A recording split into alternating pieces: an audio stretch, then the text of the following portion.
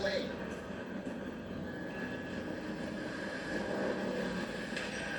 ¡Métele, cabrón! ¡Métele, güey!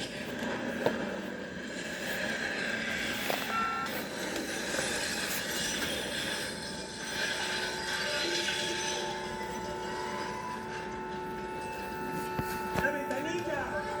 ¡La ventanilla es tele!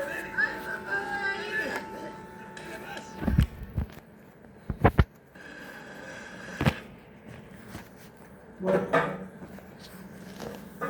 yo había pensado pedirles, les voy a pedir que en grupos de 4, 5, lo que quieran, busquen una escena donde crean que usan algún tipo de montaje que yo les escribí. No les voy a dejar bibliografías sobre eso porque ya tienen mucho para ver y leer, pero estaría bueno si pueden compartirlo en el grupo de WhatsApp, en donde crean que se cuenta de esta forma, o también ya sea, esto es alterno, ¿por qué? Porque esa chica que se ve ahí en el auto, toda con sangre, después es otra historia que se empieza a desarrollar, y también se desarrolla la historia de este chico que es García Bernal, ¿bien? Entonces se desarrollan varias historias que chocan en ese momento, personajes que chocan, y a ver si ustedes pueden identificar esta forma de contar en otras películas o en otras series. Como queríamos comenzar con eso, para que entiendan de que de esa forma de contar viene desde la films de Griffith, ¿bien? Bueno, 5 minutos para que hagan eso. Cuando compartan eso en WhatsApp, a los primeros 2 grupos lo vamos a reproducir, a los fragmentos, para enseñarles desde qué momento hasta qué momento, si un fragmento más largo de YouTube. ¿Bien? ¿Se entiende la consigna o no? Sí. Busquen un fragmento de una película o de una serie en donde se cuente de manera alternada la acción, que no sea lineal, ya sea una persecución, ¿bien? U otro relato en el que se cuenten 2 historias al mismo tiempo, ¿bien?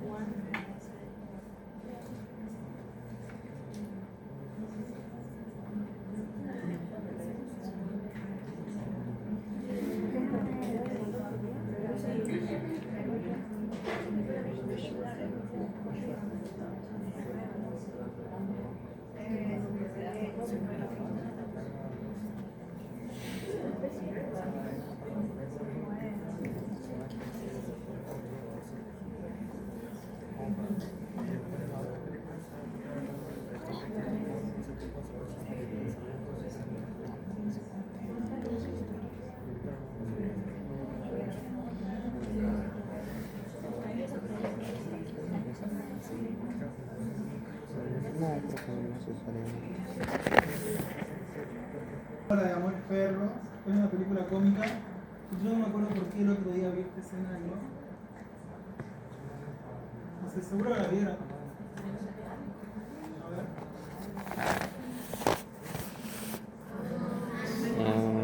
Acá hay una sola línea argumental, no hay varias líneas, ¿bien?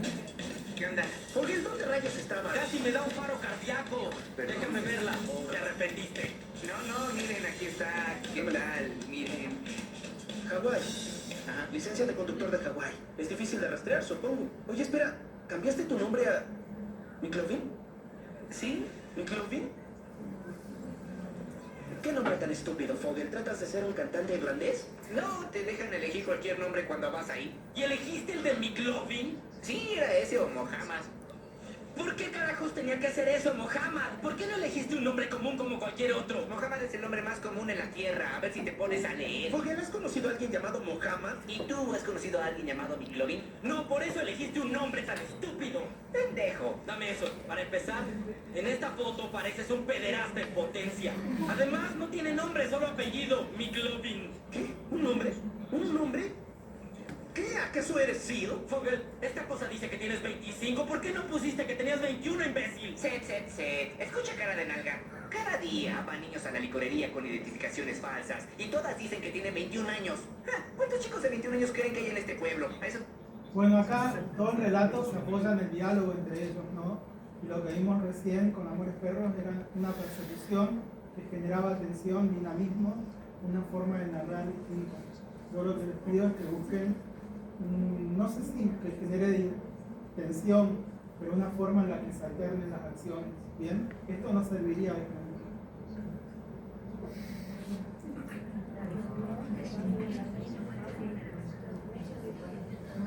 No hace falta que en el fragmento que seleccionen se vea que se toca la historia, simplemente que se alterna, ¿bien?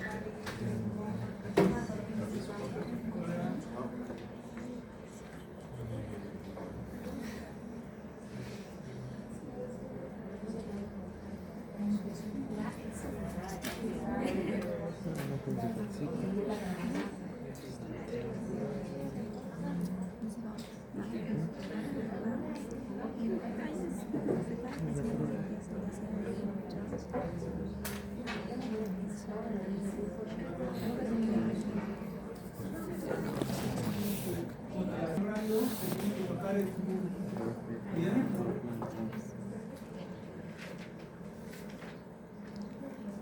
Esa es la alternativa. Esa es la diferencia. Nosotros, en este fragmento cómico de la película Super Cool, no hay ningún tipo de estos montajes.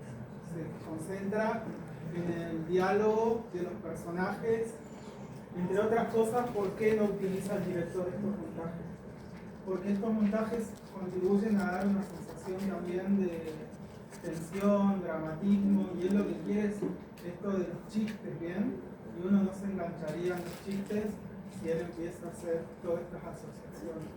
¿Está? De nuevo, yo no le voy a dar apuntes de esto porque es sumarle más cosas para leer y ya tiene muchas películas para ver. Solamente las explico. ¿Bien?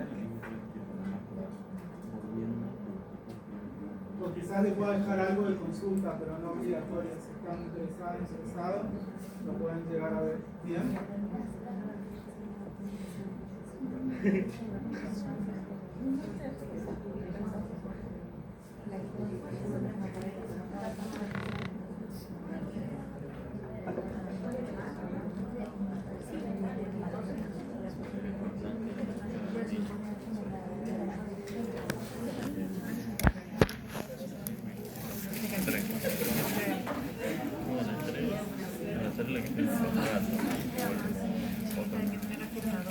Cuando fue encontrado a su suegro, y casi al final de la boda que está en casa con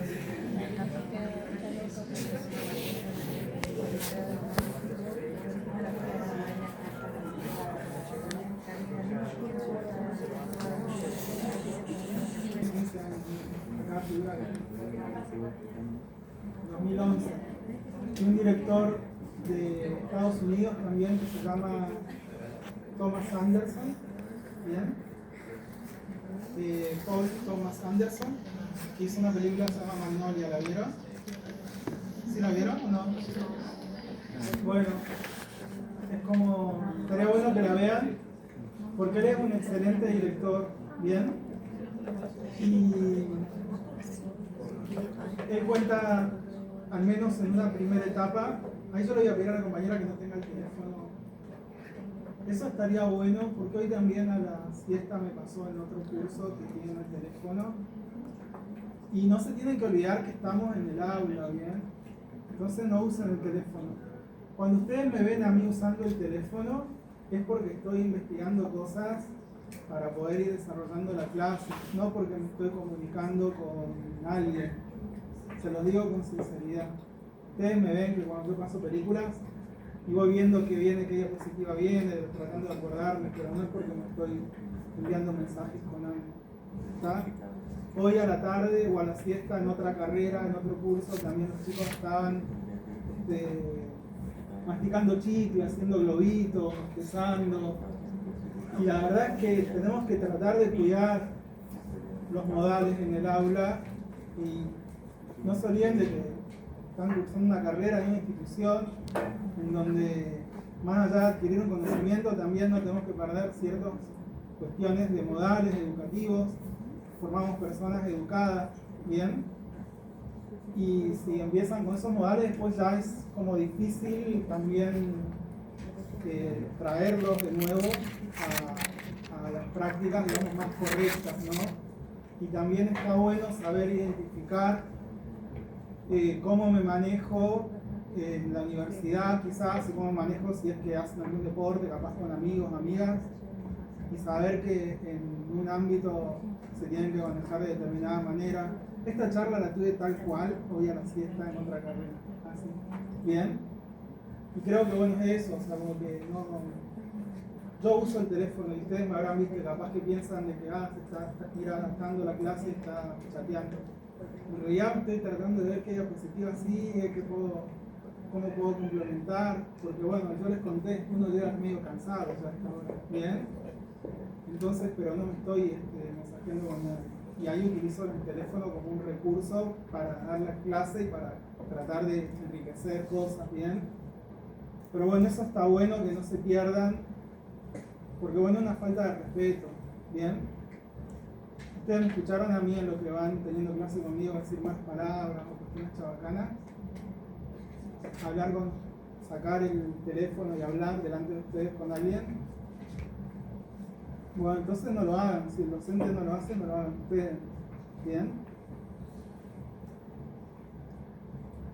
O sea, no es que hago un esfuerzo para no hacerlo, sino que no lo hago porque entiendo que acá no lo tengo que hacer.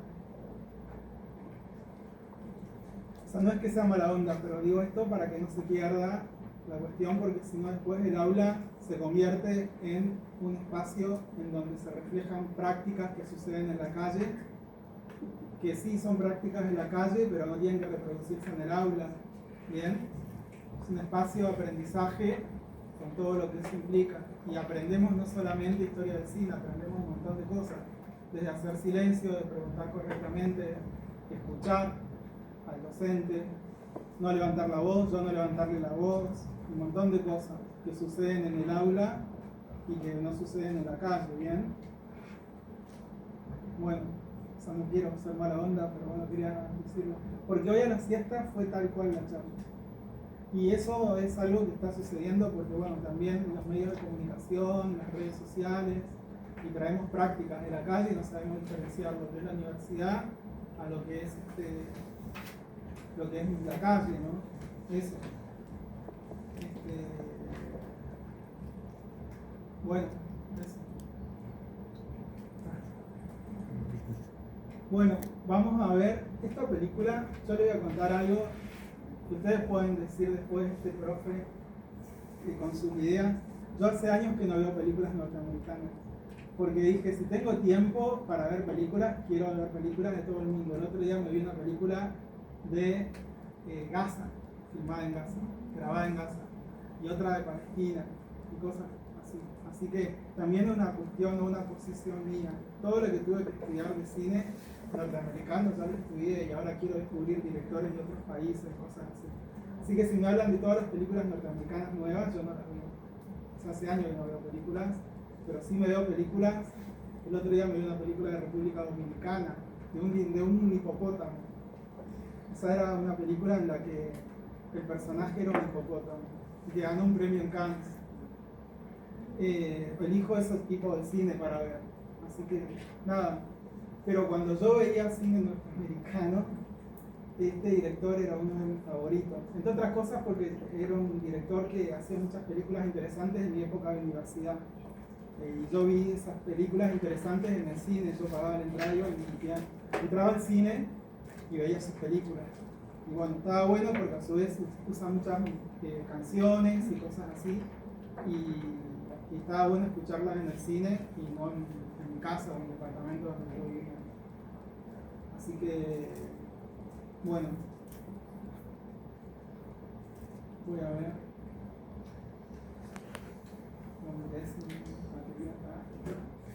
Y acá, este director, en sus películas, en esta etapa que yo lo veía, siempre había una canción en el medio de la película, o los personajes se conectaban mediante una canción. Y en esa canción, él utilizaba, y siempre utilizaba como Magnolia, era una metáfora en cuanto a las hojas que tiene, todas las hojas que tiene la planta, la magnolia, sus hojas, era una metáfora de todas las historias que tenía con las que contaba esta película, de muchos personajes con distintos conflictos. Y en esta escena, esa escena de una canción, es la secuencia donde los personajes cantan, los hace cantar esta canción, y en el medio de la película está muy bueno porque no queda forzado. El director tiene un súper talento, y bueno, es todo un análisis que no viene al caso, pero sus personajes suelen cantar en el medio de la película.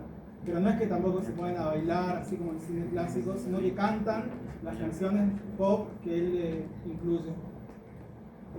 Bueno,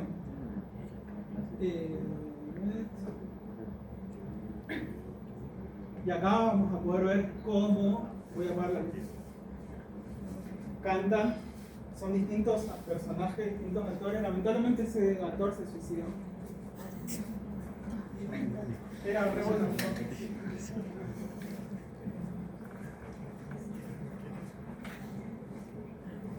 No sé por qué no sale en ese canal.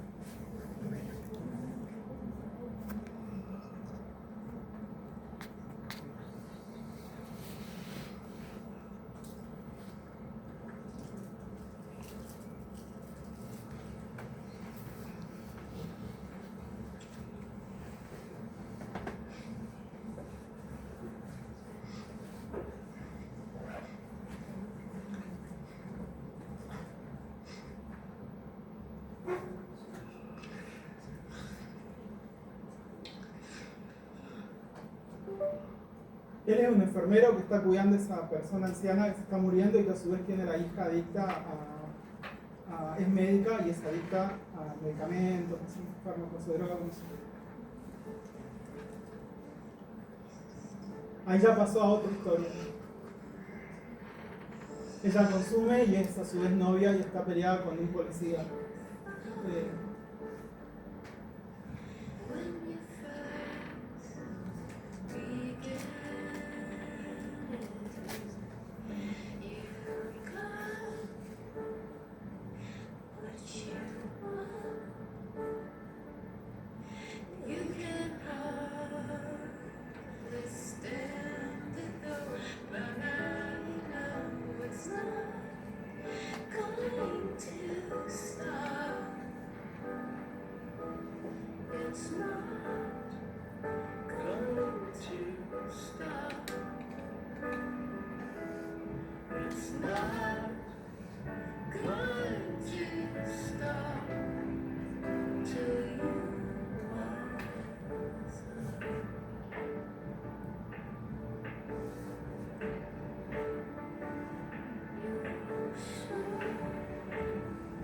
Él es un presentador de televisión famoso que está ahora involucrado en un caso de acoso.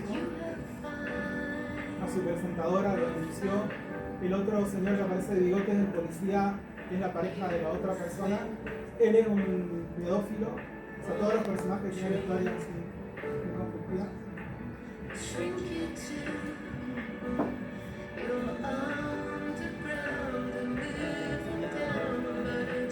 Creo que era un pedófilo o sufrió de abuso infantil.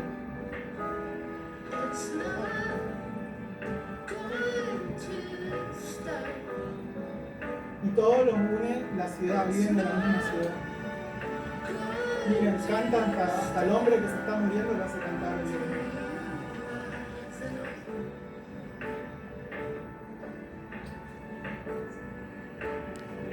Y esta chica es la que es la hija del hombre ese que está muriéndose y es adicta a medicamentos, se droga con eso y es médica.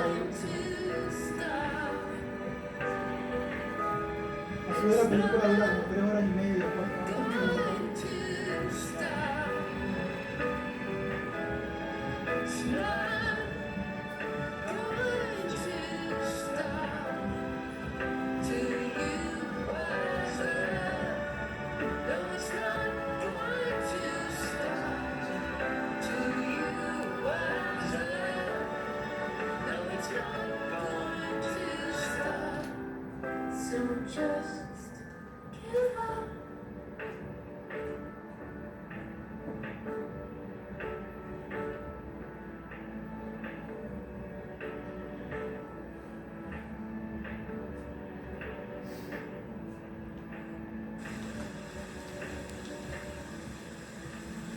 Bueno, eso es el montaje paralelo o alterno, porque en un momento se tocan los personajes, ¿no? Pero es una manera de contar alternando historias y los hace que se unan con una canción. Yo les quiero mostrar esto o nos detenemos en estas cosas para que vean la importancia de Griffith, ¿no? A los otros directores los pasábamos así como más rápido, pero cuando uno estudia historia del cine tiene que entender quién es Griffith y quién es Eisenstein. Son los dos directores. ¿Bien?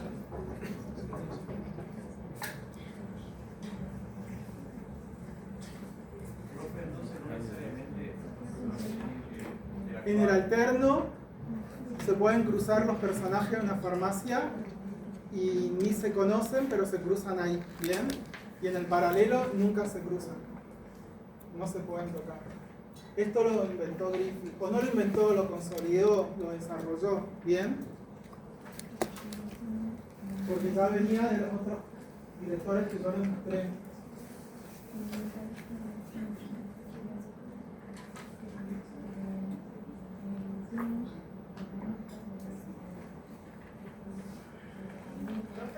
¿Necesariamente tiene que conocerse el personaje o sí o sí tiene que ser desconocido? Sí se pueden conocer. Pero desde el inicio dijeron. No. Por ejemplo, un montaje alterno, como una edición alterna, puede ser que dos personas que se encuentran solas en la ciudad se cruzan al comienzo y están en una relación de pareja conflictiva, por así decir, a punto de separarse y no saben qué hacer, y toda la película se puede desarrollar. Ahí no se conocen, se cruzaron en la panadería comprando pan, ¿bien? Pero están cada uno con su relación que ya no va más. Y toda la película es ver o registramos cómo se rompe esa relación y quedan solteros o solteras. Y el final es que se encuentran y se ponen de novio. ¿Bien? O sea, los unimos al principio y los unimos al final, nada más. ¿Se entiende?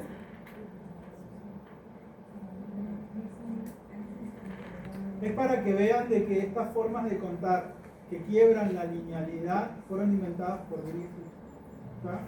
O no inventadas, desarrolladas un poco más, siendo más maduras, ¿bien? En donde no solamente tengo que pensar en historias que se suceden, en acciones que se suceden una detrás de la otra, sino que las puedo alternar, ¿bien? Y eso lo inventó Griffith. No lo inventó, lo desarrolló un poco más. Cousin dice de que Griffith no inventó nada, ¿no? ¿Leyeron esa parte ya o no? O sea, el autor del libro que tienen que leer dice que Griffith no inventó nada, sino que Griffith lo único que hizo fue desarrollar, darle madurez a todas las experiencias anteriores. ¿Bien?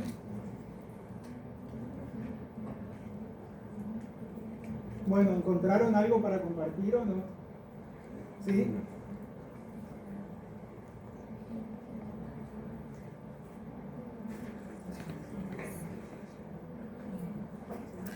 ¿Ya lo compartieron? Sí, sí, sí. Ah, un montón compartieron.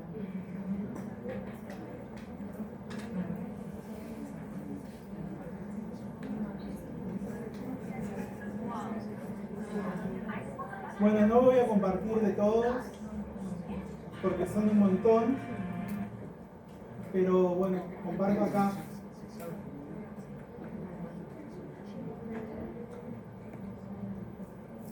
A ver, acá.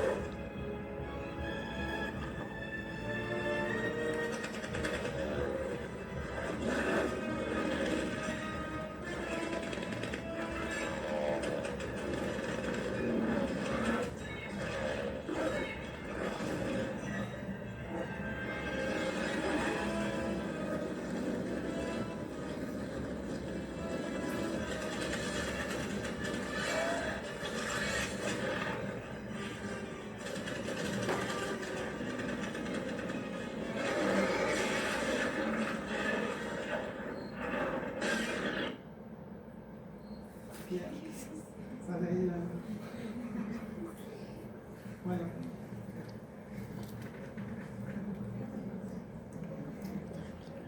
Me parece muy bien. ¿Está? Ahí se dio una a Marilina Bertoldi. ¿La escucharon alguna vez o no?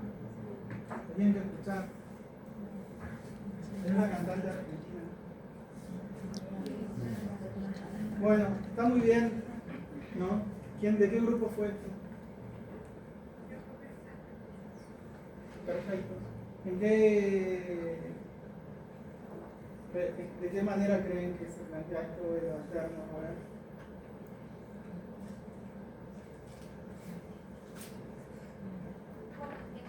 Acá, ¿cómo se ve representado esta edición alterna en el fragmento que ustedes eligieron?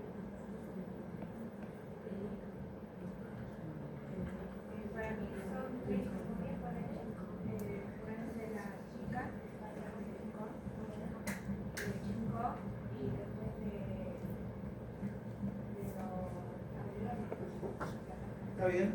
¿Muy bien? ¿Está? Esa tensión o eso que nos lleva ahí a la tensión, está muy bien. ¿Bien? ¿Qué les parece el resto? ¿Está bien o no? Bueno, esto es así o pueden contar así debido a las experiencias con Griffith. ¿Está? Bueno, voy a seleccionar otro fragmento y nada más.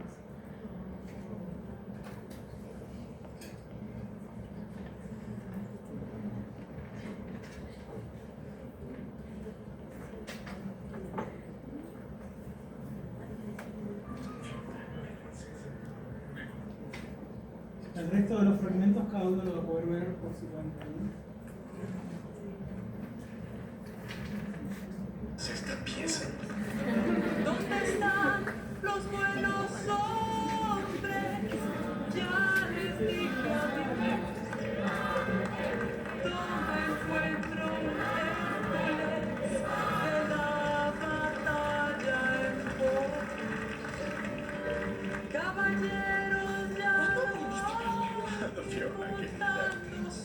sabes, el amor me puede todo. Al dormir, mis sueños lo traen, solo quiero verlo a él. ¡Dale! ¡Sí!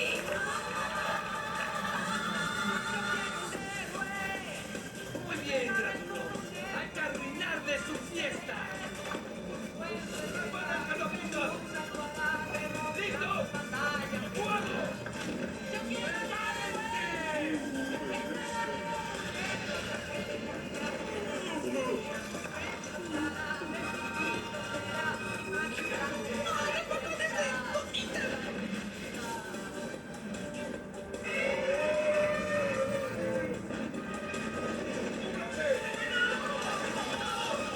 ¡Son bombazos! A la medianoche, en mis fantasías vi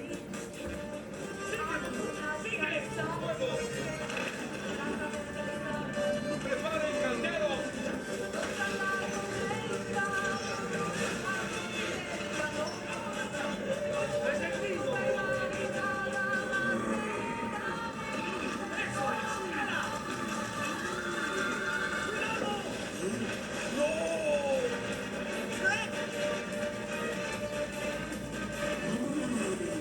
¡Más caliente y menos espuma!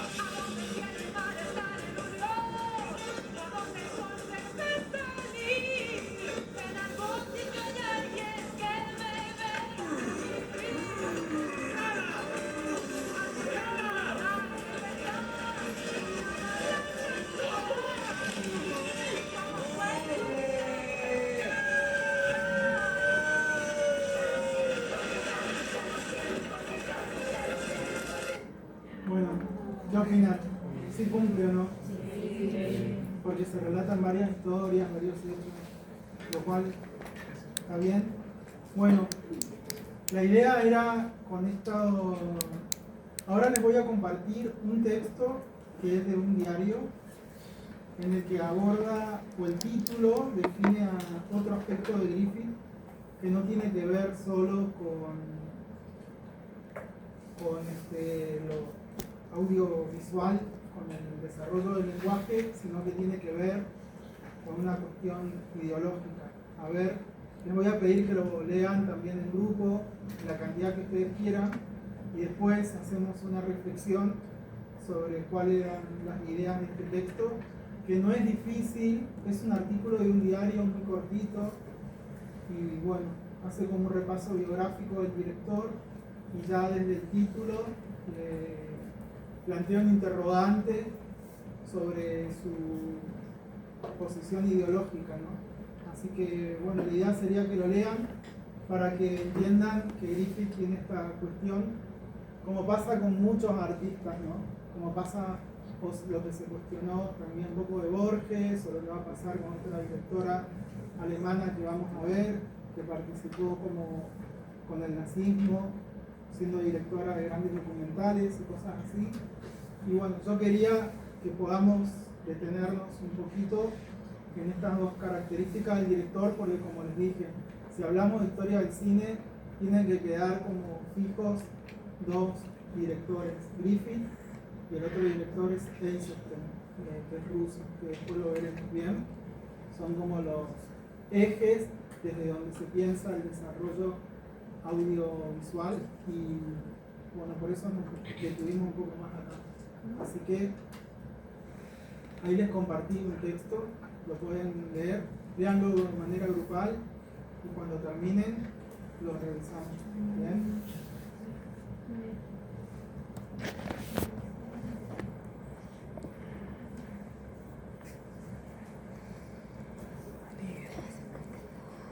Si quieren pueden leer en voz alta.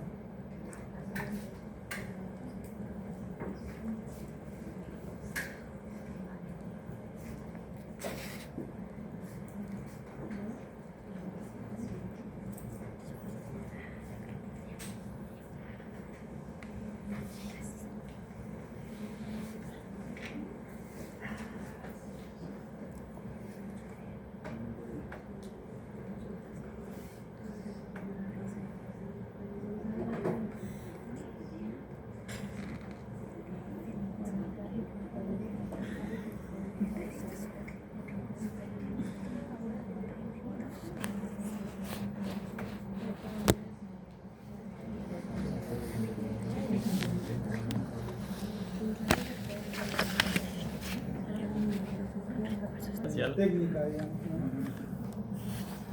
No solo Sí. trabajo en el montaje alterno, sino también en flashback, en plano, en unidos. Eso no puede trabajar técnicamente. Está bien, no desarrolló porque ya habíamos visto que mucho antes ya hubo experiencias de flashback y primeros planos y cosas así. Pero el texto también, ¿qué aspecto aborda o menciona el Griffith? Habla mucho sobre lo racista que era en ese tiempo. Sobre lo racista que era, ¿no? Sí. Yo les comenté que para el estreno fue gente que pertenecía al Ku Klux Klan, vestida con toda esa vestimenta blanca que tenían. Eran los que quedaban, ya no existía, pero bueno, se sintieron reivindicados y fueron al estreno de la película. Bien, y acá lo que plantea, o lo que es interesante pensar también un poco es la lectura que se hace sobre la obra, si ustedes pueden separar al artista con su ideología, o no importa, digamos, que la obra sea totalmente, o que tenga un tinte racista y vale de por sí. ¿Qué piensan ustedes? ¿No coinciden o están igual? Hay muchas bandas de rock, no de pop, pero de rock. Para saber, está bueno. Aparte de que no, de que hablamos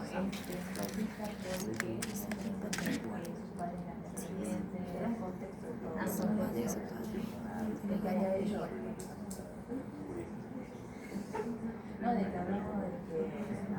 que fue la buena, por el tema fue la primera pausa que fue la buena. Al final yo me pienso que la fama de los grupos fue nada por el campo por el silencio. En otros campos sí, no, pero que haya sido famoso. Igual ahora esa problemática también está presente, ¿no? Lo del racismo. Hace poco acá en la Argentina tuvimos un caso de la chica santiagueña, digamos, ¿no? En donde tratamos de que eso no se repita. No en la Argentina, fue en Brasil, pero bueno. ¿Qué opinan ustedes? ¿Se puede separar? Yo había mencionado lo de esta directora alemana y así hay un montón de casos de directores, inclusive Woody Allen. ¿Ustedes lo conocen o han escuchado hablar de Woody Allen? Woody Allen se casó con su hijastra, digamos. Y es una persona que entra por la puerta grande en cualquier festival de cine del mundo y cualquier ámbito cultural. Adoptaron a una niña y se terminó casando con ella y la dejó a su mujer. Obviamente la dejó a su pareja, no sé, que tampoco es de él, ¿no? Pero bueno. También está pasando por el tema del archivo de Epstein. De Epstein. Involucrado. La gente, la mayoría no se para de esas situaciones del archivo. Lo siguen apoyando a pesar de que están involucrados. Lo siguen apoyando más allá de que esté involucrado. Bien. ¿Y ustedes qué piensan? Para mí no se debería llevar la obra del artista en artistas actuales como Woody Allen, porque así como sus obras se sigue dedicando a esos artistas, pero no, o sea, él sigue teniendo el crédito de todo eso, entonces no hay ningún avance ni ninguna como castigo a esta persona ni crítica. Entonces eso le da el permiso a hacer lo que quieran con tal, van a seguir trabajando y van a seguir entrando por la puerta grande como dice usted, cuando en realidad esas personas son malas personas y no debería ser así. Deberían tener un castigo, no me sale la palabra. Bueno, una estigmatización, ¿no? Acá en la Argentina tenemos el caso de Cordera, que era el cantante de la Versuit, ¿se acuerdan? Sí. Después de ese conflicto no pasó mucho más con él. ¿Se acuerdan de él o no? Sí. Nunca lo escucharon a la Versuit, ¿no? Bueno, un cantante que tuvo declaraciones muy desafortunadas con respecto a las chicas, y saltaron ahí, bueno, bien, y que usaron un montón de cosas y eso tuvo bueno, cambiar por el tiempo. Ahora no sé si sigue presentándose,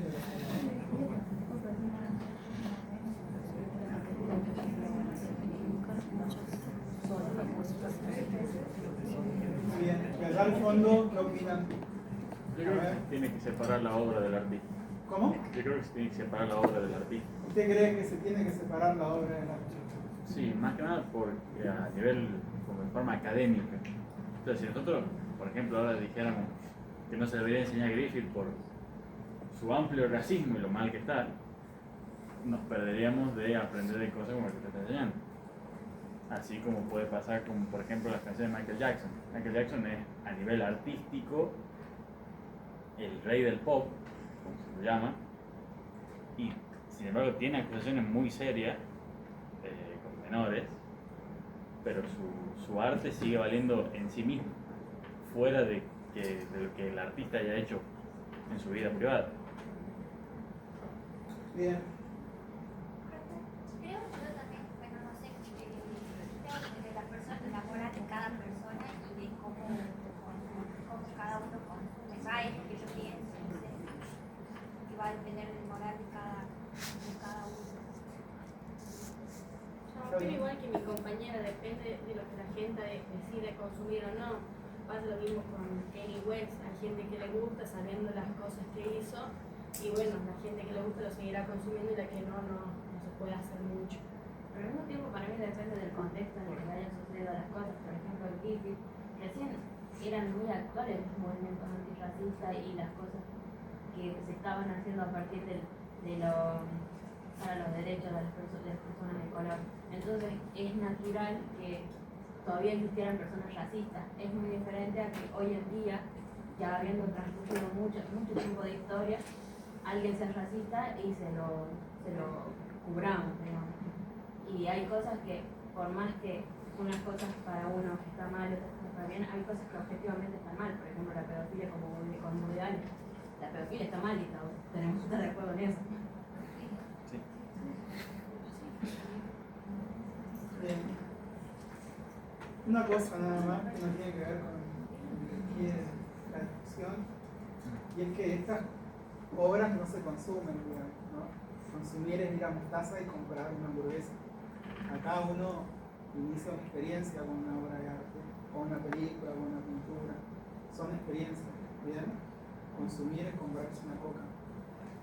Digo, para que puedan distinguir los conceptos, ¿no? O si van a una obra de teatro, a presenciar una obra de teatro, o lo que está de Van Gogh, no es que están consumiendo, están iniciando experiencias con el arte y visiones del mundo que plantea un artista. ¿Bien? Consumir es algo que inclusive el arte reflexiona sobre ese concepto. Bueno, un poco la idea era esto, ¿no? Abordarlo desde lo audiovisual, con esos ejemplos y desde su posición ideológica, la de Griffith. Y ahora vamos a ver otro tema. ¿Alguien más quiere decir algo? ¿Nadie más? Bueno.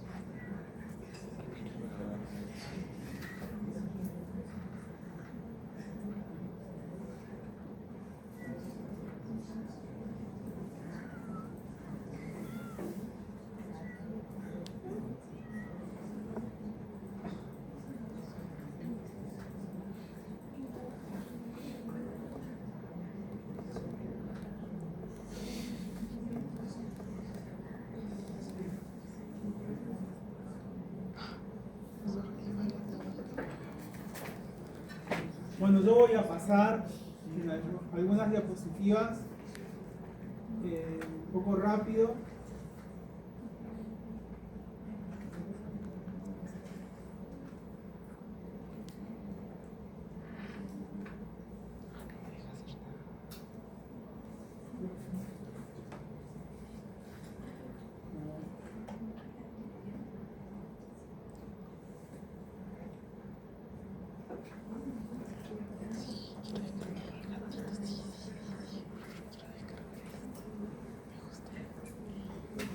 Esta experiencia de contar historias de forma alterna o paralela también tuvo réplicas en otros países, como por ejemplo en Japón, un país donde toda la filmografía antes de 1920, digamos, es difícil poder encontrarla. Entonces muchas películas o análisis abordan desde 1920 en adelante. Y hay un director que se llamó Minoru Murata, que hizo una película que se llama Almas en el Camino, del año 1921. Y esta película, que fue muy famosa y muy reconocida en Japón y en otros países,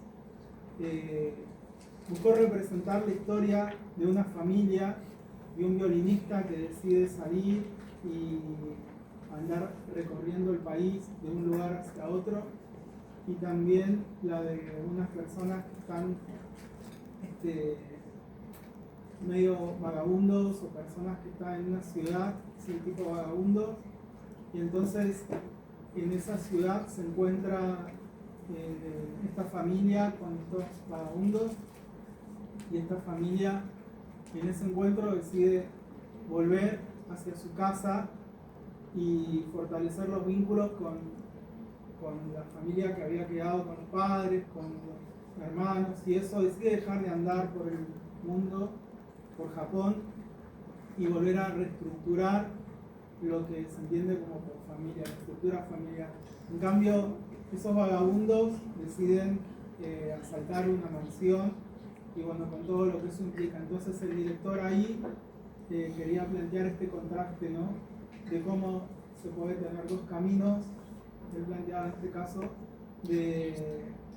digamos, o del delito o de la reconstrucción como sujetos a partir de la familia y esas cosas. Ahí, yendo mucho más hacia adelante para que nos pueda alcanzar el tiempo, hay una película de él acá que yo dejé, que también va a estar ahí para que la puedan ver, esta película.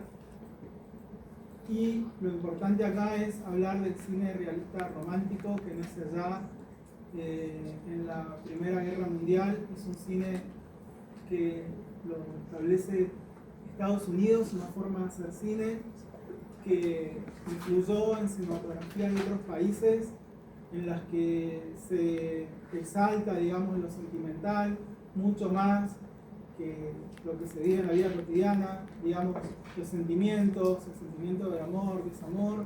Hay una exaltación de eso, y se cubre también en estas historias de romanticismo realista, un realismo que sirve para enmascarar ciertas situaciones que se vivían en el mundo a partir de la guerra, de desigualdades, de avance de la tecnología, de crecimiento de ciudades, y entonces se focalizaba en aspectos como el amor y en personajes totalmente romantizados, sin que representen los conflictos que tenían los sujetos en las grandes ciudades.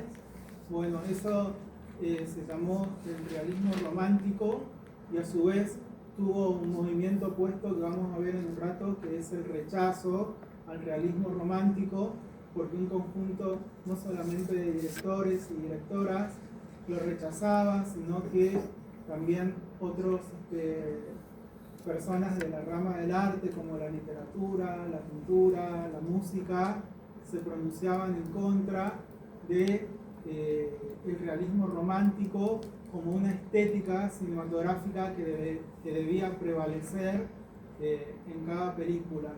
Esa estética de realismo fue como hegemónica hasta mediados de los 50, principios de los 60. La mayoría de las películas que llegaban a los cines tenían ese tinte y no hacían otra cosa que enmascarar las situaciones o los conflictos que se vivían en el mundo por la Primera y Segunda Guerra Mundial. Bien, y también esto va de la mano después con el crecimiento del Star System y otros aspectos más. Bueno, Henry Miller, un gran escritor, estuvo en contra de muchos otros directores y decían de que el realismo romántico era como una especie de dictadura. Bien, después el autor que yo les dejo para que lean aborda una serie de cómicos, entre ellos Max Linder, ¿no? Que fue como el padre del humor en Estados Unidos. Si bien Max Linder es francés, después se trasladó a Estados Unidos, pero bueno, es el primer cómico que empezó como a tener así también un personaje al que denominó Max, y que bueno, empezaba a producir películas con un humor sutil, se vestía siempre de gala con ese sombrero. Y vamos a pasar a Chaplin, que es un director sumamente importante para la historia del cine, principalmente porque aborda temas serios desde el humor. Se involucra con problemáticas como por ejemplo la pobreza, como por ejemplo el capitalismo, y lo hace desde el humor, desde la parodia, en donde se presenta como un personaje él creía y pensaba de que el cine no necesitaba del diálogo, entonces construyó un personaje que es Charlotte, al cual repetía en muchísimas películas, y este personaje siempre pasaba por situaciones que eran serias, pero que, bueno, el personaje las ridiculizaba para poder mostrarlas desde el humor, sin la seriedad que eso implicaba, y bueno, y una sátira burlándose de los mecanismos, por ejemplo, que tenía o que tiene el capitalismo, y alentando a la reflexión a partir de eso, ¿no? A partir del humor. Chaplin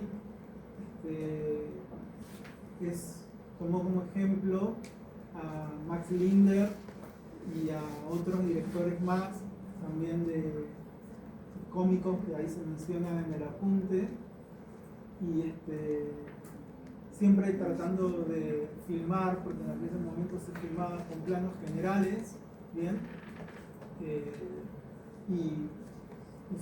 Bueno, después se incorporó al cine sonoro, pero siempre renegó de eso, de la incorporación del sonido, porque su formación era netamente como actoral, pero trabajaba mucho el cuerpo como un mimo, sin ser mimo, ¿no? Porque tampoco era que hacía todo lo que hoy conocemos como que hacen los mismos, pero bueno, renegaba de la incorporación del cine sonoro, decía de que no era necesario. Hay una película que se llama Tiempos Modernos, del año 1936, en la que, como te estaba comentando recién, es una sátira a todos los mecanismos del sistema capitalista y de cómo esos mecanismos llevan a los sujetos trabajadores a estar alienados en una estructura que es que tiene que ver con la estructura de trabajo del Fordismo, la división de roles, la repetición, la monotonía, la automatización, la falta de interés por la subjetividad del sujeto, por lo que le pasaba a las personas, sino que lo único que les interesaba es que sean pequeñas maquinitas para producir.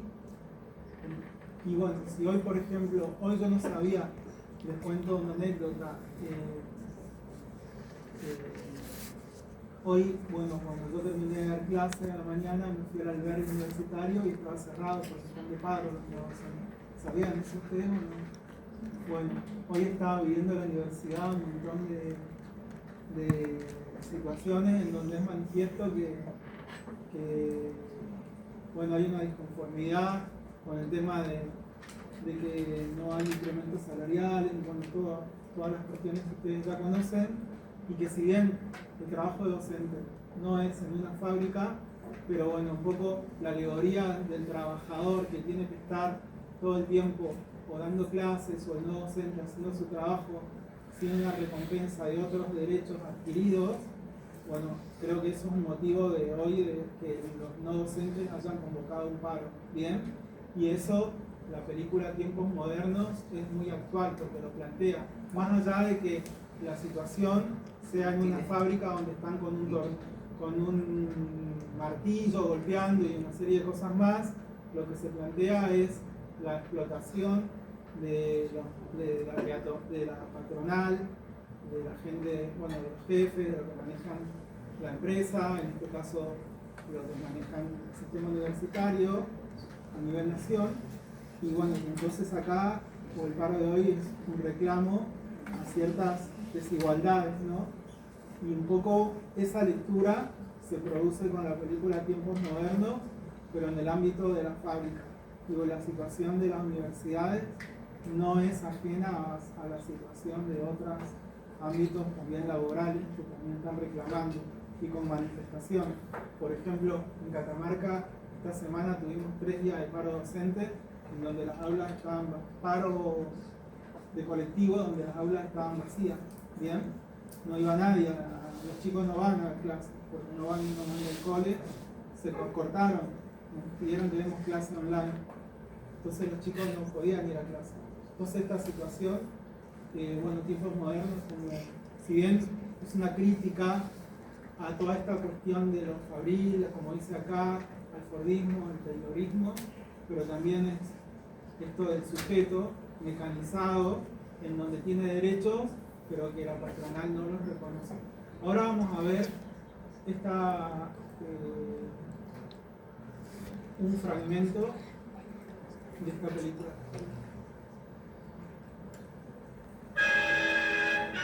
Tiempos modernos.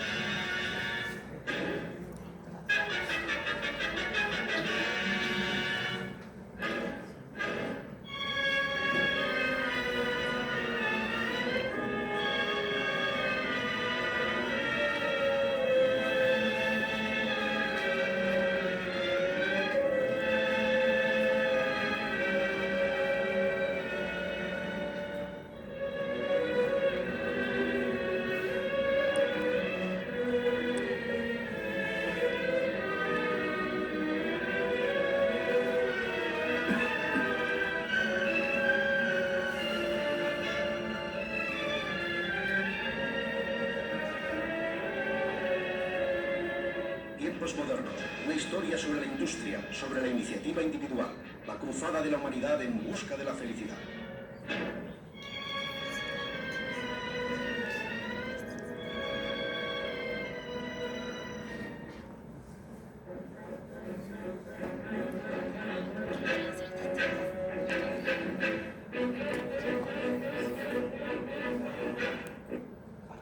Ahí lo detengo un segundo porque es re interesante el comienzo de la película, que después esto lo vamos a ver con Eisenstein. Fíjense que compara las ovejas, animalitos, con estos obreros que van a trabajar. Es distinto ya lo que hace Griffith, o sea, ya usa esta cosa de paralelismo, pero con otros sentidos, para generar una tercera idea. ¿Bien? La primera toma que vemos son ovejas que entran quizás a un corral o lo que sea. Y la segunda toma vemos a trabajadores que van hacia su trabajo, entonces, o hombres que van hacia su trabajo. Entonces, usa esto de lo paralelo, pero para generar una tercera idea, como decir, van como sujetos como animales, no como sujetos que tienen familias, que tienen deseos, objetivos, miedos, un montón de cosas, ¿no? Entonces lo compara con los animales. Griffith no usaba esas analogías así, hacía comparaciones para generar tensión, pero después Eisenstein sí utiliza esto también.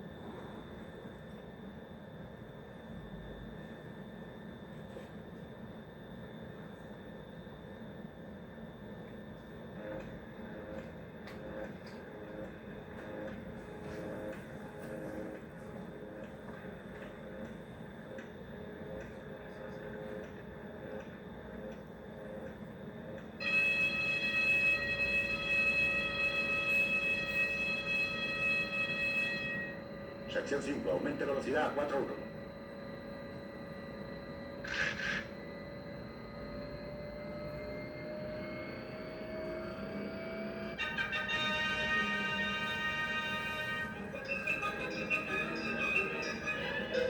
Atención, capataz. Acuda al banco 5. Compruebe el ritmo de producción. La cadena va con retraso, banco 5. Atención, capataz.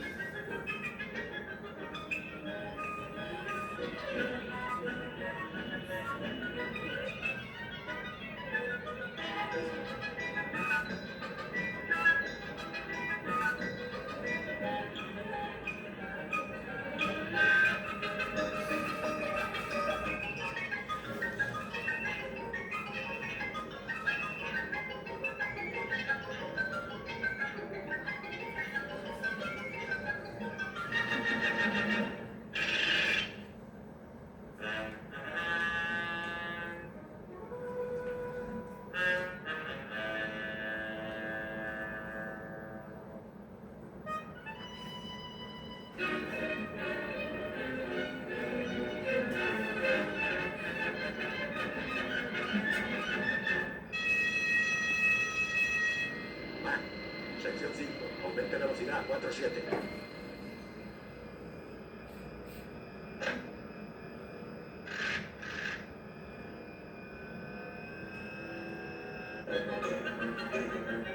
Sigue Laufendig. Sigue Laufendig.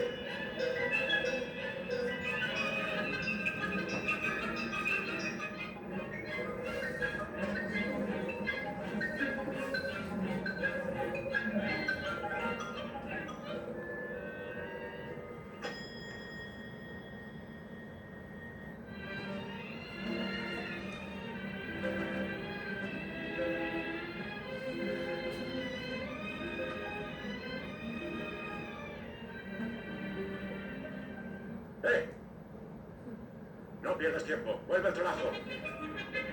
¡Vamos!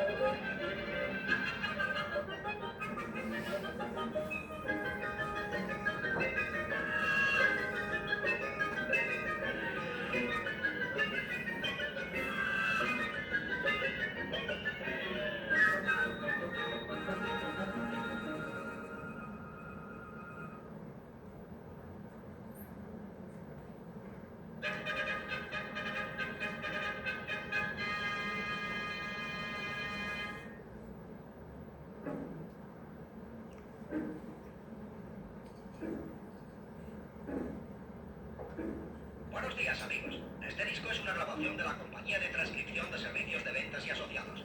Les habla el vendedor mecánico. Tengo el gusto de presentarle al señor G. Willacom Bellows, inventor de la máquina de comer Bellows, un práctico aparato que alimenta a sus hombres mientras trabajan. Suprima el descanso del almuerzo. Adelántese a la competencia. La máquina de comer Bellows eliminará la hora del almuerzo, aumentará su productividad y reducirá el capítulo de gastos. Permítanos mostrarle algunas de las características de esta maravillosa máquina. La belleza de su moderna línea aerodinámica, lo suave y silencioso de sus movimientos gracias a nuestros rodamientos de metal electrófono. Permítanos llamar su atención sobre el plato de sopa automático, con emisor de aire incorporado. No hace falta soplar, y un ápice de energía derrochado en enfriar la sopa. Note el plato giratorio con el brazo automático que empuja la comida. Observe el eje de doble articulación del soporte para mazorcas. Su transmisión sincronizada permite pasar de una velocidad a otra con un mero toque de la lengua. Por último, la servilleta esterilizada de hidrocompresión. Sus agentes de control impiden que caigan manchas en la camisa. Estas no son más que algunas de las maravillosas características de la máquina de comer Bellows. Permítanos hacer una demostración con uno de sus trabajadores. porque una imagen vale más que 1000 palabras. Recuerde, si desea seguir a la cabeza de sus competidores, no puede permitirse ignorar la importancia de la máquina de comer Bellows. La hora del almuerzo.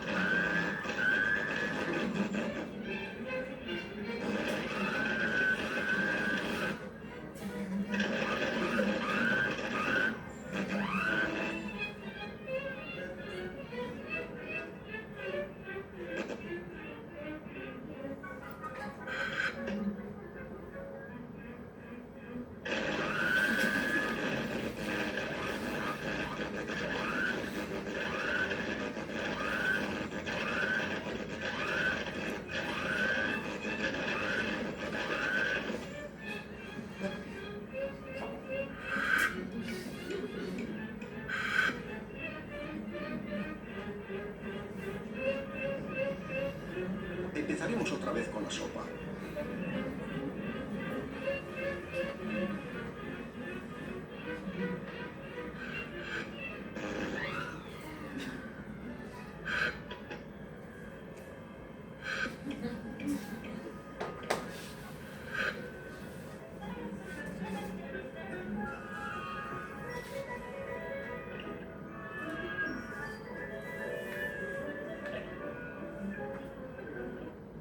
Bueno, ahí, total, después lo vamos a seguir viendo. Hay otro director, actor y director, que se llamó Harold Lloyd, que también es norteamericano, y que se caracteriza, sus películas se caracterizaron porque él siempre hizo escenas arriesgadas físicamente y no utilizó dobles, nunca utilizó dobles, y bueno, esa fue una de sus características principales, ¿no?, de su cine, que el gas o todas las cosas que le pasaban las hacía él, y había un humor más físico, esa es la palabra, humor físico en la que él se exponía ante distintos accidentes, y en este caso vemos un fotograma de una película que se llama El hombre mosca de 1923, y que es uno de sus perfiles más destacados, en las que hay un personaje que es empleado en un almacén, así como es un sujeto de condición social muy baja, y para tratar de ascender en esa condición social se propone tener fama, y para eso subir un rascacielos el más alto de la ciudad, y cuando sube tiene un accidente y se cae y se agarra de las agujas del reloj. En este caso se agarró en serio, pero hay un truco, porque la cámara al hacer un picado no está captando abajo que hay unos colchones. La distancia en la que eso tiene que caer era muy poquita, digamos. Sí se ve la calle, es real lo de la calle, pero si él se cae no se accidenta mucho, porque ahí nomás había unos colchones que iban a funcionar para poder amortiguarlo. Y esta escena fue homenajeada en una película muy famosa que es Volver al Futuro. Bien, voy a fijarme si este link me puede funcionar.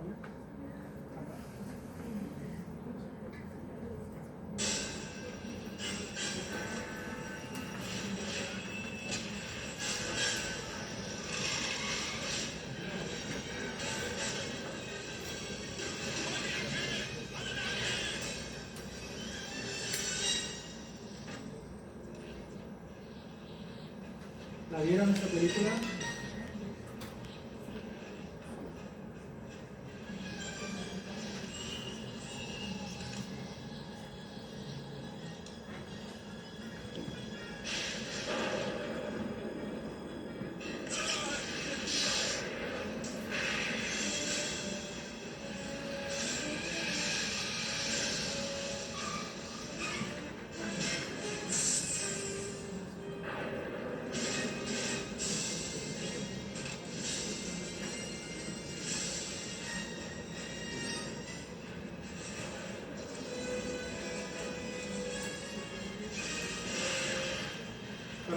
Para los que no la vieron, este personaje ahora va a arrancar el auto y se va a ir hacia el pasado a solucionar cosas que le están pasando a él, al padre de él en el pasado, para que no perjudique el presente.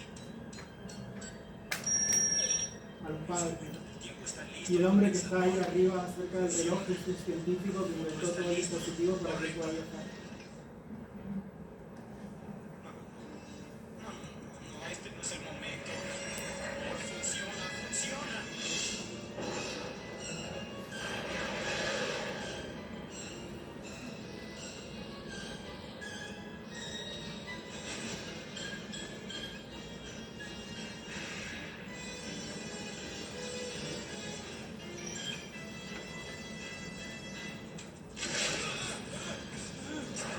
Ahí está el homenaje.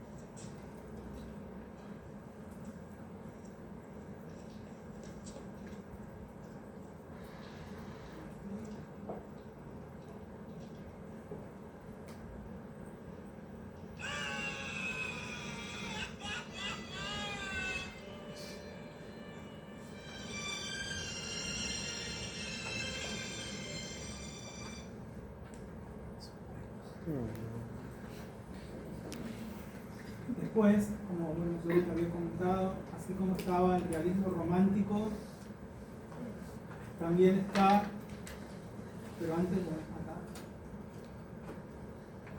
otro de los grandes cómicos de Estados Unidos es Buster Keaton, que hizo muchísimas películas, se caracterizaba por tener un rostro siempre inmutable, estar siempre serio, pero a partir de esa característica de estar siempre serio, cada uno se destacaba por algo. Chaplin por ser alguien torpe, Leon por hacer humor desde el lado del cuerpo, este actor por tener siempre la cara seria, y cada uno marcaba una identidad a sus películas. Pero bueno, las películas de Buster Keaton no fueron tan famosas o tan reconocidas como las de York y las de Chaplin. Y él trabajaba con un director que después fue acusado de abuso sexual y bueno, tuvo muchísimos problemas, eso también lo influyó anímicamente y se refugió en el alcohol, no continuó haciendo más películas. Así como estaba lo del realismo romántico, como les digo, existió el rechazo al realismo romántico y la figura más interesante para el rechazo del realismo romántico es Louise Weber, ¿bien? Louise Weber, que es una directora mujer, así como tuvimos a Notari y tuvimos a Alice Guy. Esta directora se opuso, se paró en la vereda enfrente de ese cine romántico que ocultaba, digamos, las contradicciones de los sujetos de aquel tiempo o las partes menos brillantes, ¿no? Como por ejemplo prejuicios religiosos, la pena de muerte y otros temas más. Ella los fue abordando en sus films y fue una ferviente opositora a esta dictadura que también la definían los directores, que era la de que había que hacer películas realistas y en un lugar romántico, al punto que le ponían antes, ahora no sucede, pero antes le ponían una calza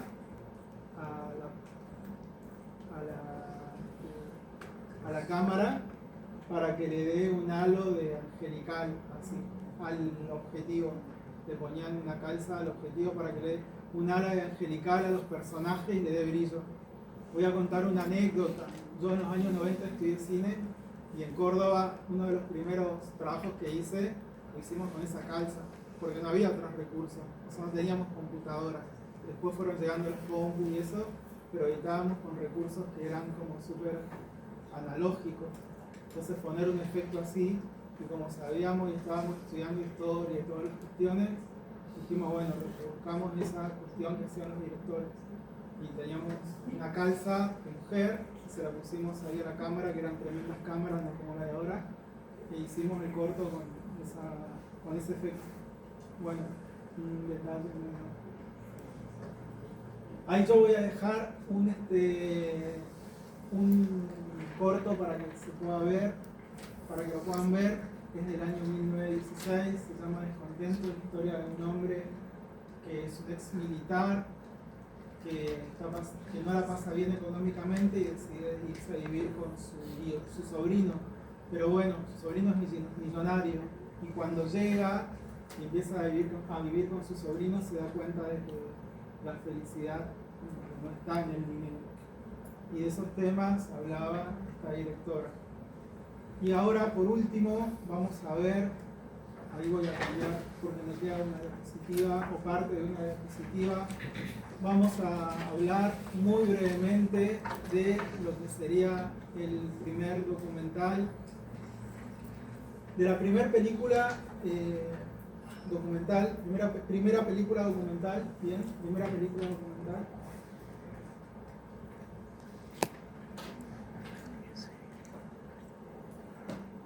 La primera película documental la dirigió un director de Estados Unidos fue nominada a la primera película documental por la duración, ¿no? Porque excedía ya la media hora, ya no era un cortometraje, sino que era un largometraje, y el director fue Robert Flaherty, ¿bien? Que hizo una película que se llamó Nanook el Esquimal, ¿bien?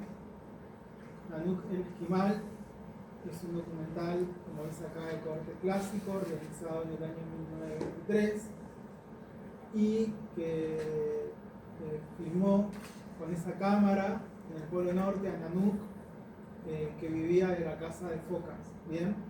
Este documental, o este trabajo, primero de tinte así antropológico, tiene algunas anécdotas para la historia del cine, como por ejemplo que cuando va Flaherty a hacer el primer registro, filma todo, lo filma Nanook, recrea cosas de la vida de este esquimal y cómo construye su iglú y todas las otras cuestiones, le pide que case focas, o sea que manipula también ciertas acciones que iba registrando, y cuando llega a Estados Unidos a hacer el montaje, se le queman todas las películas, se le destruyen, así que vuelve, habla con Nanook y le pide que repita de nuevo todo lo que había registrado, así que lo hizo 2 veces al documental, ¿bien? Y bueno, ahí Nanook muestra toda la vida que tienen ahí en el Polo Norte, sigue la película de este personaje y de su familia, de sus hijos. Hay distintas escenas valiosas, como por ejemplo cuando cazan focas, y dice que se alimentan de eso, y otras escenas más. Acá, bueno, también se plantea o podemos discutir el concepto de documental. Actualmente, esto de recrear, por ejemplo, así toda la película, no era, o sea, el personaje era real, solo que él dijo volví a hacer todas las acciones de nuevo porque se me quemaron las películas, se me quemó toda la cinta que filmé, así que la hizo de nuevo. Eso no se pone en discusión porque las acciones que hacía Nanook eran las acciones de su vida cotidiana. Por lo tanto, yo en la clase pasada les hablé o les pregunté si habían visto las modalidades de documental. Bien, hay todas unas modalidades que también de las que habla este autor que yo ya mencioné, que es Nichols, y que bueno, con Flaherty se trata de hacer una modalidad de observación. Él buscó hacer una modalidad de observación en la que en teoría no interviene sobre la realidad, solamente observa, pero bueno, interviene porque le pidió que haga ese conjunto de acciones. Y yo como último quería decir que actualmente lo que se llama documental tampoco tiene que ver con este autor, Burch, dice que lo documental no tiene que ver con salir y, por ejemplo, si ustedes quisieran hacer un documental de lo que fue la toma universitaria acá en la ULAR, no tiene que ver con el hecho de que consigan imágenes fieles a la toma, pueden hacer tranquilamente un documental con animación, 90 minutos de animación, dibujos de la toma, porque lo que importa no es el registro, porque puede estar completamente manipulado, lo vemos eso en los medios de comunicación, lo que importa es la fidelidad a los hechos, ¿bien? La fidelidad de los hechos. Hoy se toma como documental eso, y este director, Burch, dice que tiene que reformular sus apuntes, sus libros, para poder incorporar estas nuevas teorías del documental. Hay festivales de cine muy importantes en el mundo, si ustedes se ponen a ver cuáles son los más importantes, donde hay documentales que ganan que son de animación, no son tampoco, y hay otros que sí, que son registros más clásicos, porque lo que se valora es la fidelidad a la acción, digamos, a lo que sucedió, que la cuenta es bastante fiel, y por eso si es un dibujo animado, no importaría si el hecho representado es fiel a lo que se trata de contar. Bueno, ahí hay un documental de Nanook que no lo vamos a ver ahora, y hasta acá llegamos. Estuvieron diciendo hoy a la siesta que creo que la semana, o sea, creen que la semana que viene hay paros, ¿es así? ¿Saben algo ustedes o no? Bueno, ahí vamos a estar comunicándonos por el grupo. Si no hay paro, yo el viernes que viene vengo a tomar examen. ¿Está? Tienen el primer parcial, vienen y hacen el parcial y se van. Bueno.